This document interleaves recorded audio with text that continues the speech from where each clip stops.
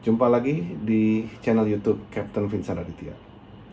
Melanjutkan video kemarin, kali ini saya akan membahas mengenai Azerbaijan Airlines nomor penerbangan 8243 dari Heydar Aliyev, Baku menuju Kadyrov Grozny di Chechnya, Rusia. Dan pesawat ini menggunakan Embraer 190. Embraer 190 ini yang merupakan pesawat asal Brazil ya, dengan nomor registrasi 4K AZ65 nomor penerbangan 8243. Di video kali ini saya tentunya hanya membahas mengenai kejanggalan saja. Kejanggalan yang dimaksud sepertinya yang tidak normal, indikasi yang tidak normal yang dapat saya lihat menurut saya. Dan saya tidak akan memberikan statement kenapa pilotnya tidak seperti ini, karena sangat mudah sekali bagi orang yang duduk di bawah sini untuk memberikan statement, wah harusnya jangan begitu, harusnya begini. Sedangkan dia tidak tahu bagaimana ceritanya di dalam kokpit. Jadi menurut saya tidak akan berkomentar mengenai itu. Saya hanya membaca sebagai kacamata saya sebagai seorang pilot yang pernah saya lalui, dan berdasarkan pengalaman saya, kita akan membahas beberapa kejanggalan dari penerbangan ini. Oke, kita lihat faktanya dulu, bahwa fakta dari pesawat ini terdapat 67 orang penumpang dan kru. 62 orang itu adalah penumpang dan 5 orang adalah kru. Dan dinyatakan 29 orang selamat dan 38 dinyatakan meninggal. Sangat menyedihkan sekali apabila kita melihat kecelakaan yang lagi-lagi mengagetkan mendekati tahun baru 2025. Awalnya dikatakan bahwa pesawat ini distress dikarenakan terjadinya bird strike. Akan tetapi nantinya diralat informasi tersebut pada saat rilis tanggal 25 Desember tersebut, saya mendapatkan info karena itu bird strike. Sedangkan kita kan tidak tahu, namanya masyarakat umum mendengar berita, wah ini nih semua orang berandai-andai kiri kanan tanpa data. Nah, selang beberapa hari mereka memberikan statement yang lain. Tapi sebelum itu saya menemukan beberapa kejanggalan dari footage yang saya terima. Awalnya saya melihat adanya lubang-lubang pada fuselage atau badan pesawat. Jadi seperti kalian ketahui bahwa lubang-lubang tersebut tidaklah normal. Karena tempat-tempat kritikal seperti avionics bay, dia berada di depan,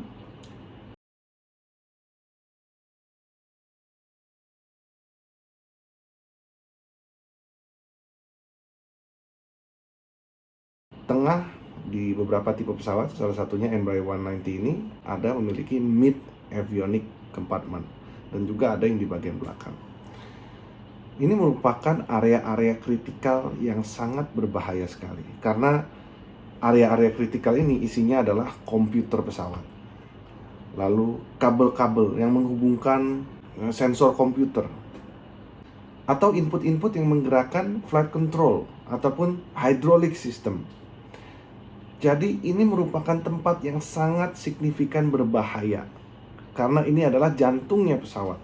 Ibaratnya ini di dalam detaknya di sana. Bagaimana pesawat itu bisa terbang karena dikontrol dengan sistem pesawat, di mana sistem pesawat ini terletak di titik-titik kompartemen yang saya sebutkan tadi. Jadi terdapat lubang-lubang di bodi pesawat ini membuat saya memiliki asumsi apabila luarnya saja terkena, bisa juga bagian dalamnya itu juga terkena. Namun apa yang terkena itu juga saya tidak bisa memberikan klarifikasi. Tapi yang dapat saya berikan informasi adalah dari ketiga kompartemen pesawat tadi merupakan isinya jantung-jantungnya pesawat, komputer-komputernya yang menggerakkan segalanya, termasuk juga hydraulic line untuk menggerakkan flight control system, untuk membuka landing gear ataupun sayap, flaps, spoiler, dan lain sebagainya. Yang kedua, kita bisa lihat dari footage penerbangan, salah satu dari penumpang itu melihat isi kokpit, di sana keluarnya oxygen mask. Ini menandakan pesawat ini sudah mulai depressurize. Jadi secara simpel, ketika pesawat itu terbang di atas 10.000 kaki, tentunya kalau kita bicara pressure altitude 10.000 kaki ke atas, itu sudah bisa membuat manusia terkena dengan yang namanya hipoksia. Hipoksia adalah suatu situasi dan kondisi di mana otak kita tidak memiliki oxygen partial pressure yang cukup sehingga bisa berfungsi secara normal. Nah, kurangnya oksigen ini dapat menyebabkan bahkan kita sesimpel 1 ditambah 1 belum tentu kita bisa menjawabnya. Nah, ini untuk menanggulangi tersebut, ketika terjadinya depressurization, maka pesawat dilengkapi dengan oxygen mask yang bisa dideploy secara otomatis ketika beberapa pesawat memiliki kriteria berbeda, ada yang di 14.000, ada yang 13.000. Mereka akan deploy secara otomatis. Berarti apabila terindikasi di dalam pesawat itu bahwa oksigen itu keluar, antara dioperasikan secara manual oleh pilotnya atau dia dioperasikan secara otomatis. Kebetulan saya pernah menerbangkan salah satu pesawat adiknya, yaitu saya pernah terbang Embraer Legacy,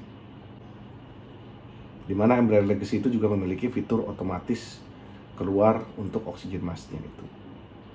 Jadi dari footage yang kita lihat, antara pilotnya ini menyalakan, membuka oxygen mask itu, atau memang pesawat ini sudah terjadi depressurize. Nanti kita akan rangkai semua kira-kira kejanggalan ini mengarah kemana sih kira-kira. Dan kejanggalan yang ketiga adalah bagaimana pesawat ini memiliki kesulitan untuk memaintain positive flight control. Artinya bagaimana kesulitannya dia untuk dikontrol untuk terbang secara normal. Nah, kita bisa lihat ketika pesawat ini sudah divert ke arah Aktau, di Flight Radar 24 kita bisa lihat baik dari altitude ataupun heading itu benar-benar tidak beraturan semuanya. Kadang-kadang naik ke atas, lagi turun ke bawah. Jadi kita bisa melihat ada kesulitan dengan flight control. Apakah sayap tersebut sudah mulai tidak efektif lagi, tidak aerodinamis lagi karena di surface-nya itu sudah terjadi lubang-lubang, atau memang sistem kendali pesawatnya memang bermasalah, atau sistem hidroliknya bermasalah. Nah, ini semua kita perlu cari tahu, guys. Jadi dari 3 kejanggalan ini, mulai dari lubang-lubang di fuselage, terbukanya oxygen mask, lalu difficulty untuk maintain positive control.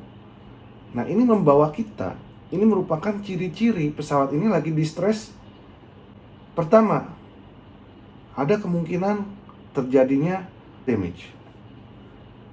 Nah, ini terkorelasi nih. 1, terjadi lubang-lubang, pesawat ini sudah terluka. 2, mungkin juga lukanya itu juga mengenai dan membocorkan cabin pressure system kita, yang tadinya harusnya membuat kita bisa bernafas secara normal di ketinggian 38-39.000 kaki. Namun karena itu bocor, maka sistem mendeteksi ketinggian altitude adalah 14.000 atau 13.000, sehingga secara otomatis oksigen sistem terbuka untuk memberikan kesempatan bagi para penumpang mengenakan oxygen mask, menghindari hipoksia tadi. Dan yang satu lagi adalah bagaimana pesawat itu secara fakta dia tidak bisa memiliki positive flight control dan dia isolate ketika dia akan turun ke bawah. Dan kebetulan pesawat ini terbang di area Rusia. Seperti yang Anda dan saya ketahui bahwa Rusia ini sedang terjadi peperangan, sehingga secara normal Rusia akan mempersiapkan air defense. Fungsinya apa? Melindungi informasi penting, melindungi negara dari serangan yang tidak terduga. Tujuannya adalah menjaga supaya drone-drone itu tidak semudah itu. Makanya ketika kita terbang di rute perang, yang waktu saya terbang dari Amerika ke Jakarta Desember tahun lalu itu, kita melewati rute perang seperti Iran dan lain sebagainya, kita bisa lihat ada yang namanya GPS spoofing. GPS spoofing ini membuat GPS kita ini bingung. Posisi kita yang tadinya diketahui secara detail Tapi secara GPS sistem tidak dapat menemukan data yang akurat. Dan ini adalah prosedur lain lagi bagaimana kita menerbangkan pesawat ketika dalam GPS spoofing. Tapi tidak akan saya bahas di sini karena tidak terkorelasi dengan apa yang saya jelaskan. Jadi secara simpel, kalau kita berandai-andai, bagaimana pesawat itu bisa terjadi 3 hal yang saya sebutkan itu. Yang namanya perlengkapan air defense ini tentunya diletakkan di situ untuk menjaga keamanan negara. Apakah mungkin pesawat ini ketika terbang, dia tidak dapat dideteksi sebagai normal commercial airline dan air defense system mereka melakukan tembakan? Karena kalau kita lihat lukanya, pada saat tanggal 25 Desember itu saya memposting video ini. Namun ada rekan saya dari kepolisian yang paham dengan forensik dan proyektil. Dia memberikan informasi kepada saya, kalau senjata nggak begitu bro. Kalau misil itu lebih masuk akal. Jadi kalau senjata nggak masuk akal. Dan kemarin saya mendapatkan berita bahwa Presiden Azerbaijan menyatakan ini semua kesalahan dari Rusia. Dan ada juga statement menyatakan bahwa Vladimir Putin meminta maaf bahwa kejadian tersebut terjadi di area udara Rusia. Jadi apakah yang terjadi di dalam pesawat tersebut? Tentunya kita semua tidak bisa tahu. Cuman dari kejanggalan-kejanggalan yang saya bisa lihat, tanda-tanda tersebut itu dapat menandakan bahwa pesawat itu memang terkena sesuatu. Sesuatu itu yang mempenetrate baik dari fuselage bodi pesawat maupun sistem pesawat dan penetrasi ke badan pesawat sehingga cabin pressure system tersebut tidak bisa bekerja secara normal. Dan untuk mendukung teori yang saya asumsikan, kita tidak bisa berkata-kata tanpa data. Nah, saya mendapatkan pernyataan dari salah satu penumpang yang selamat. Di sana adalah seorang bapak-bapak yang merekam videonya membacakan doa yang diperuntukkan untuk istrinya. Dia merekam bagaimana suasana kejadian di dalam pesawat pada saat itu terjadi, dan dia juga merekam dirinya. Bahkan hingga selesai pesawat itu impact dan terbelah menjadi 2, bapak itu ternyata selamat. Dan seorang bapak itu dibawa ke rumah sakit dan dirawat. Setelah dirawat itu diminta keterangannya dan diberikanlah sebuah informasi bahwa terdengar suatu ledakan bang yang keras sebelum pesawat itu terkena masalah. Dan beberapa kali infonya pesawat itu berusaha untuk mendarat di salah satu bandara. Akan tetapi tidak secara detail diberikan informasi itu, apakah terjadi penolakan ataupun bagaimana, saya tidak bisa berspekulasi di sana. After at least one loud bang, he began to recite prayers, as shown in this video he shot and which has been verified by Reuters. Oxygen masks dropped in the cabin and passengers began to panic. After the bang, after the masks fell out, I saw that the fuselage shell was slightly damaged, and then I got scared. I thought that the plane would fall apart, that it would decompress and fall apart straight away. I was already getting myself prepared for the plane to fall apart. I was conscious when I felt the impact. I was thrown up, hit, thrown up again. I was strapped in. I was being thrown back and forth. It all lasted for a few seconds, and then everything went quiet, in silence. Everything was quiet, calm, and I realized that that was it. We had landed. He says the sounds of sirens pierced the silence immediately. I started checking my body and realized that I'm fine. To my surprise, I was fine, and after I realized that I was fine, I calmed down. I didn't even know whether to cry or laugh, what to do. People started to moan. They started to come to their senses. Tapi setelah terjadi ledakan itu, pesawat itu mulai terjadi distress. Keluarlah oksigen masknya, dan pesawat itu naik turun. Dan dari flight radar yang dilihat ini, bahwa pesawat ini sudah berusaha beberapa kali untuk melakukan approach di bandara Aktau di sana ya. Akan tetapi tidak berhasil. Pesawatnya ini sedang approach, roda pendaratan juga sudah keluar, dan kelihatan bahwa pilotnya ini berusaha semaksimal dia untuk menyelamatkan pesawat ini dan mendaratkan pesawat ini dengan baik. Namun nasib berkata berbeda, pesawat ini jatuh dekat dengan Aktau dengan kondisi terpecah menjadi dua. Jadi investigator saat ini masih mendalami apa penyebab kecelakaan tersebut. Tentunya kita semua menunggu bagaimana preliminary report yang akan dibuat dari investigator. Jadi sepertinya itu yang dapat saya sampaikan saat ini.